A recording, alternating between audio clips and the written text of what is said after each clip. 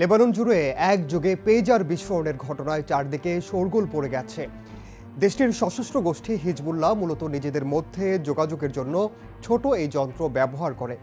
খুব বেশি আধুনিক প্রযুক্তি সম্পন্ন ডিভাইস না হওয়া সত্ত্বেও পেজারগুলো একযোগে কিভাবে বিস্ফোরিত হলো তা নিয়েও চলছে চুলচেরা বিশ্লেষণ। আর এই প্রজন্মের অনেকের কাছেই এই পেজার শব্দটিই নতুন।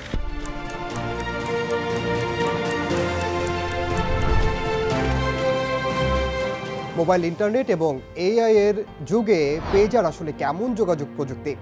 যোগাযোগের এত আধুনিক প্রযুক্তি ও পদ্ধতি থাকতে হিজবুল্লাহ কেন পেজারকে বেছে নিল?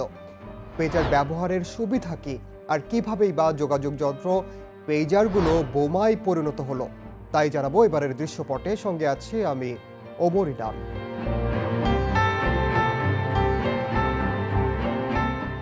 সহজ কথায় পেজার এক ধরনের যোগাযোগ যন্ত্র। 90-এর দশকে মোবাইল ফোনের উত্থানের সঙ্গে সঙ্গে পেজারের গ্রহণযোগ্যতা কমে গেলেও তার আগে যোগাযোগের জন্য ব্যাপক জনপ্রিয় ছিল পেজার।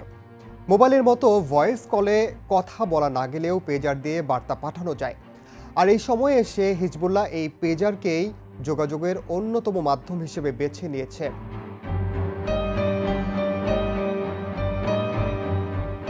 এর সহজ উত্তর হলো নজরদারি এড়াতে।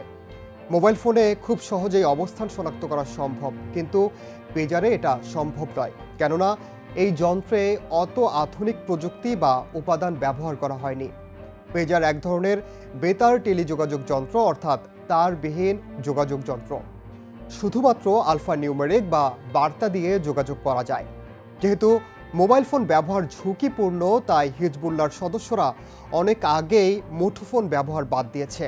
1996 সালে হাতে থাকা মোবাইল ফোন বিস্ফোরণে মারা যান ফিলিস্তিনের স্বাধীনতাকামী সশস্ত্র সংগঠন হামাস নেতা ইয়াহিয়া আইয়াশ, যা মূলত ইসরায়েলি গুপ্ত হত্যা ছিল বলেই পরে জানা যায়।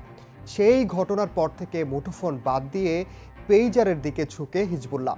কিন্তু এই পেজারগুলো বোমায় পরিণত হলো কিভাবে, তা জানার আগে পেজার ব্যবহারের আরও কিছু সুবিধা জেনে নেওয়া যাক।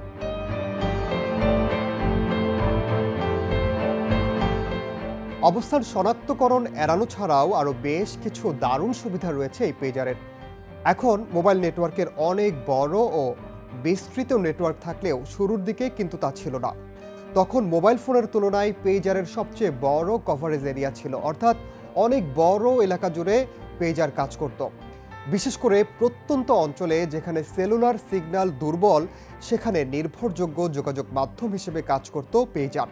আকারে ছোট এবং জটিল প্রযুক্তি না থাকায় সহজেই বহন করা যায় এবং এগুলো সহজে আবার ব্যবহারও করা যায়। পেজারের আরেকটি গুরুত্বপূর্ণ সুবিধা হলো দীর্ঘস্থায়ী ব্যাটারি। যেহেতু খুব বেশি কিছু এই ডিভাইস দিয়ে করা যায় না, তাই ব্যাটারির চার্জও থাকে মোবাইলের তুলনায় অনেক বেশি।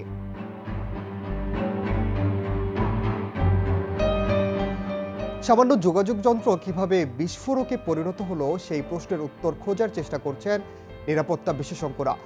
বিভিন্ন ফুটেজ ও হিজবুল্লাহর সাম্প্রতিক কর্মকাণ্ড বিশ্লেষণ করে এখন পর্যন্ত সম্ভাব্য বেশ কয়েকটি উত্তর দিয়েছেন তারা। সিসিটিভির একটি ফুটেজে দেখা যায় দোকানে দাঁড়িয়ে থাকা এক ব্যক্তির পকেটে কিছু একটা বিস্ফোরিত হচ্ছে। মূলত সেটা পেজার ছিল। এরকম যাদের কাছেই বা যেখানে পেজার ছিল সেগুলো বিস্ফোরণ হয়েছে। প্রায় 1 ঘন্টা ধরে বিভিন্ন জায়গায় বিস্ফোরণ ঘটতে থাকে এসব পেজার। নিরাপত্তা ও প্রযুক্তি বিশেষজ্ঞদের ধারণা, হিজবুল্লাহর পেজারগুলো হ্যাক করেই সেখানে বিস্ফোরণ ঘটানো হয়েছে। তবে পেজার যেহেতু খুব আধুনিক প্রযুক্তির নয়, তাই সফটওয়্যারের মাধ্যমে একসঙ্গে এতগুলো যন্ত্র বিস্ফোরণ ঘটানো আদৌ সম্ভব কিনা সেই প্রশ্ন তুলেছেন কেউ কেউ। ব্রাসেলস ভিত্তিক নিরাপত্তা বিশ্লেষকদের বরাত দিয়ে সংবাদ সংস্থা এএফপি জানিয়েছে, ইসরায়েলি গোয়েন্দারা পেজারের উৎপাদন প্রক্রিয়ায় হ্যাক করে থাকতে পারে। এরপর বিস্ফোরক লাগিয়ে দেয় তারা। যেহেতু উৎপাদনের সময়েই এই যন্ত্রের নির্মাণ কৌশল হ্যাক করা হয়, তাই সেখানে বিস্ফোরক লাগানো ও তা দূর থেকে বিস্ফোরণ ঘটানো অসম্ভব কিছু নয়। আর উৎপাদন প্রক্রিয়ায় ইসরায়েলি গোয়েন্দাদের জড়িত থাকার একে একে বিভিন্ন তথ্য বেরিয়ে আসছে। নিউ ইয়র্ক টাইমসের প্রতিবেদনে বলা হয়েছে যে পেজারগুলো বিস্ফোরিত হয়েছে সেগুলোতে তাইওয়ানের বিস্ফোরক ছিল। তাইওয়ানের প্রতিষ্ঠান গোল্ড অ্যাপোলো এই পেজারগুলো সরবরাহ করে হিজবুল্লাহকে। পেজারগুলো লেবাননে আসার আগেই ইসরায়েলি গোয়েন্দারা সেগুলোতে বিস্ফোরক ঢুকিয়ে দেয়। রয়টার্স জানিয়েছে মোসাদ কয়েক মাস ধরে হামলার পরিকল্পনা করছিল। তারা তাইওয়ানের তৈরি ডিভাইসগুলোতে ৩ গ্রাম পর্যন্ত বিস্ফোরক স্থাপন করে, যা হিজবুল্লাহর নজর এড়িয়ে যায়।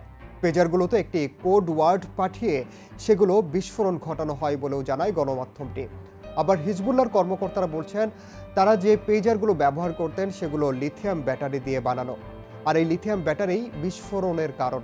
মোবাইল ও ল্যাপটপ সহ এখনকার অনেক প্রযুক্তি পণ্যেই লিথিয়াম ব্যাটারি ব্যবহৃত হয়। অতিরিক্ত গরম হওয়ার জন্য আগে থেকেই পরিচিত লিথিয়াম ব্যাটারি।